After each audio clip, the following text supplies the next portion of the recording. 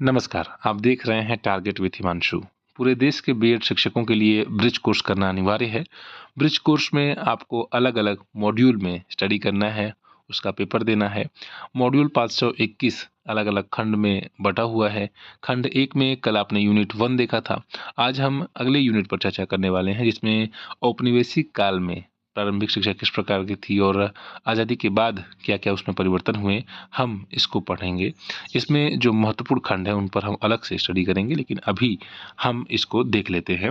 औपनिवेशिक काल में प्रारंभिक शिक्षा का विकास किस प्रकार से हुआ? आप सभी जानते हैं कि भारत में मुख्य रूप से अंग्रेजों का प्रभाव था और 18वीं सदी के अंत में जब अंग्रेजों का प्रभाव बढ़ा, तब शिक्षा व्यवस्था मुख्य रूप से पाठशाला, मदरसा और गुरुकुल पर आधारित थे। उसके पहले शिक्षा का उद्देश्य था धार्मिक ग्रंथों का अध्ययन करना और नैतिक संस्कार।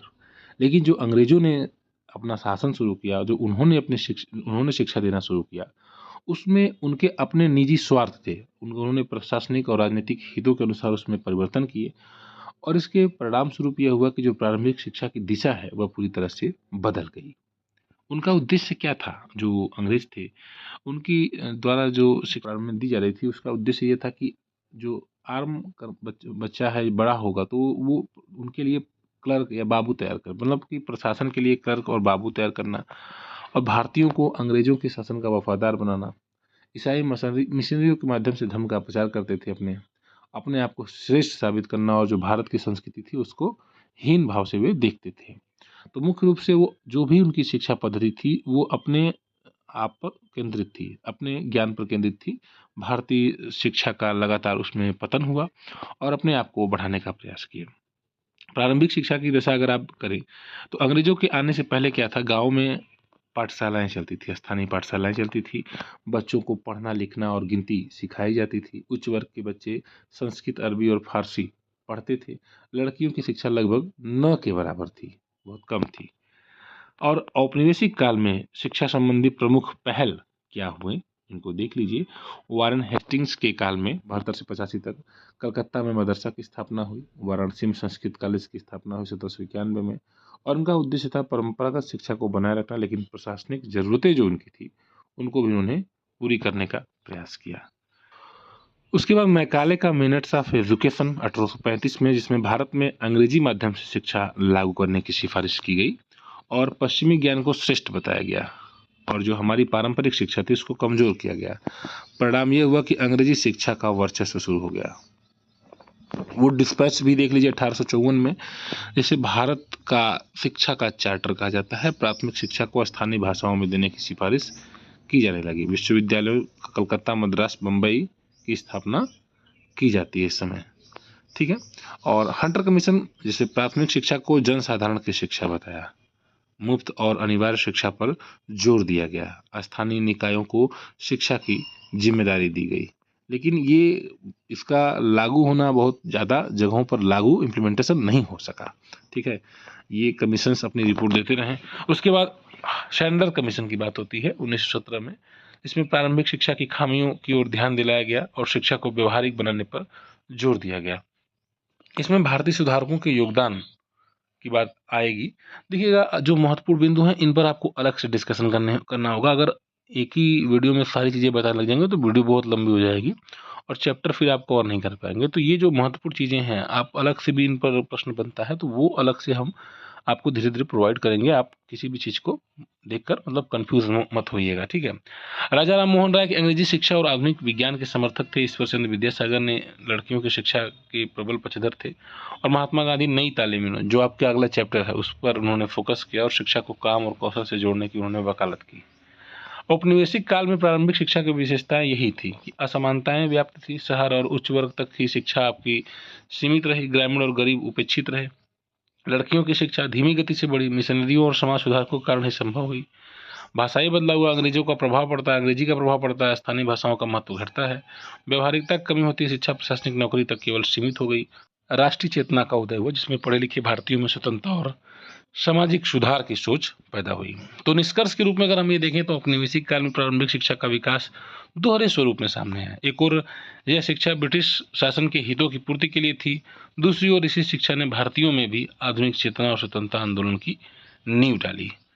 उसके बाद देखते हैं स्वतंत्रता के बाद प्रारंभिक शिक्षा का विकास किस प्रकार से हुआ। 1947 में जब भारत को आज़ादी मिली तो उस समय शिक्षा की स्थिति बहुत कमज़ोर थी। देश की साक्षरता दर मात्र 12% थी।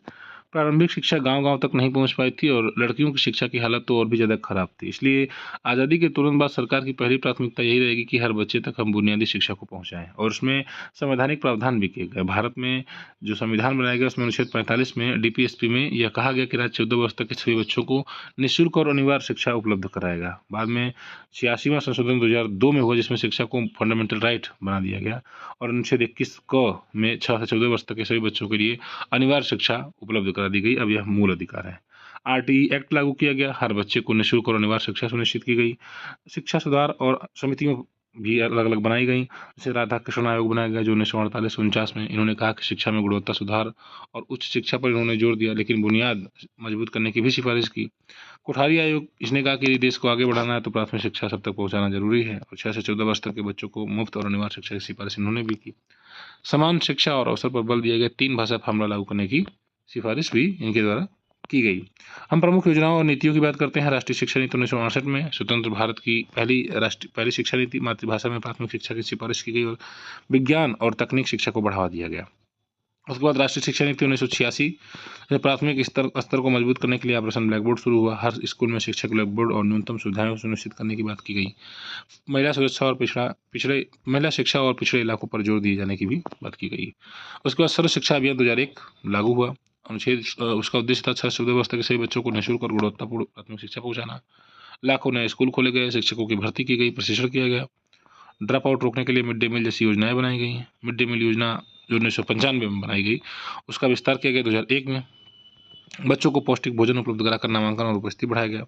राष्ट्रीय शिक्षा नीति 2020 अभी आप जान ही रहे हैं, इसी पर चर्चाएं हो रही हैं। तो देखिए ये अलग अलग मतलब इन पर हम अलग से भी थोड़ा अलग से डिस्कशन करेंगे क्योंकि ये इंपॉर्टेंट टॉपिक्स हैं, यहाँ से प्रश्न अलग से भी पूछे जाते हैं। जैसे राष्ट्रीय शिक्षा नीति है, मिड डे मील है या फिर राष्ट्रीय शिक्षा नीति 1986 है, तो इस पर थोड़ा सा और हमें जानना पड़ेगा, तो हम अलग से उसको डिस्कशन करेंगे। अभी हम ऐसा होल पढ़ रहे हैं तो इसको हम आपको शॉर्ट में इसको बता दे रहे हैं। तो राष्ट्रीय शिक्षा नीति है जिसमें fundamental literacy and numeracy FLN पर जोर दिया गया। 3 से 8 वर्ष तक के सभी बच्चों के लिए प्री स्कूल शिक्षा की व्यवस्था की गई। मातृभाषा में शिक्षा देने की बात की गई और डिजिटल और कौशल आधारित शिक्षा का समावेश हुआ। अभी तक की उपलब्धियां ये हुई कि साक्षरता दर में लगभग वृद्धि 12% से बढ़कर 78% हो गई है। ठीक है, 2021 का आंकड़ा अगर देखें तो ठीक 1947 से ये लगभग 78% हो गई। ग्रामीण और शहरी दोनों क्षेत्रों में स्कूलों का जाल फैला है, लगातार स्कूल खोले गए हैं। लड़कियों की शिक्षा में बड़ी प्रगति हुई है। मिड डे मील और SSC जैसी योजनाओं में नामांकन दर में वृद्धि हुई। तो शिक्षा अब केवल पढ़ना लिखना नहीं बल्कि जीवन कौशल और तकनीकी आधारित हो गई। इसमें अलग अलग टेक्निकल नॉलेज भी आप देख रहे हैं दिए जा रहे हैं बच्चों को। वर्तमान चुनौतियां यहाँ की शिक्षा की गुणवत्ता अभी भी असमान है। सरकारी और प्राइवेट स्कूलों के बीच बड़ा अंतर है। शिक्षक की कमी और प्रशिक्षण की दिक्कतें हैं और बच्चों का ड्रॉप आउट विशेषकर गरीब और ग्रामीण क्षेत्रों में, जहाँ पर आप देखते हैं कि बच्चे विद्यालय नहीं जा पा रहे हैं। निष्कर्ष के रूप में ये कहा जा सकता है कि आज़ादी के बाद भारत ने प्राथमिक शिक्षा के क्षेत्र में बड़ी उपलब्धियां हासिल की हैं, लेकिन अभी भी हर बच्चे के लिए शिक्षा का अधिकार जो है अभी भी मतलब सभी बच्चे 100% पूरा रिजल्ट हासिल नहीं हुआ और हर बच्चे के लिए शिक्षा का अधिकार अभी जरूरी है। असली चुनौती यह है कि गुणवत्तापूर्ण शिक्षा दें और हर बच्चे को सीखने के अवसर प्रदान करें, समान अवसर प्रदान करें।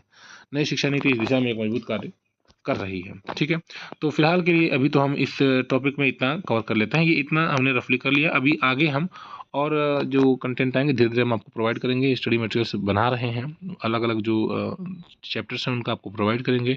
इस चैनल को आप सपोर्ट करें, शेयर करें। हम लगातार आपका जो ब्रिज कोर्स है वो पूरा कवर कराएंगे, आपकी पूरी हेल्प की जाएगी। धन्यवाद।